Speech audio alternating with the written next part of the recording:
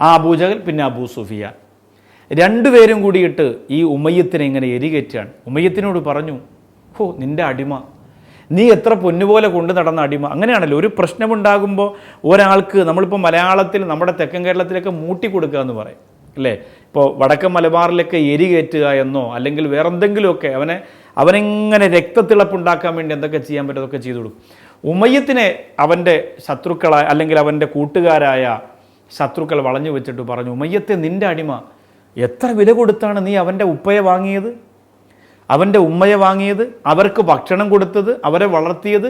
നിൻ്റെ അടിമപ്പാളയത്തിൽ ജനിച്ചു വളർന്ന ബിലാൽ, നീ കച്ചവട സാധനങ്ങളുമായി സ്ത്രീയിലേക്ക് അവനെ പറഞ്ഞു വിട്ടില്ലേ, നീ അവനെ വിശ്വസിച്ചില്ലേ, നീ അവനെ ഇഷ്ടപ്പെട്ടില്ലേ. നിൻ്റെ കൊട്ടാരത്തിലെ അല്ലെങ്കിൽ നിൻ്റെ തോട്ടത്തിലെ നിൻ്റെ ആടുമാടുകളെ, നൂറുകണക്കിന് ആയിരക്കണക്കിന് മാടിനെ ഒട്ടകത്തെ നീ പറഞ്ഞു വിട്ടില്ലേ. എന്തിനാണ് ഇത് മുഴുവനും അവരിങ്ങനെ വിശ്വസിച്ചുകൊണ്ട് ഏൽപ്പിച്ചതല്ലേ. എന്നിട്ട് ആ അടിമ നിന്നെ ചതിച്ചല്ലോ, എന്നിട്ട് ആ അടിമ നിന്നെ കുറ്റപ്പെടുത്തിയല്ലോ.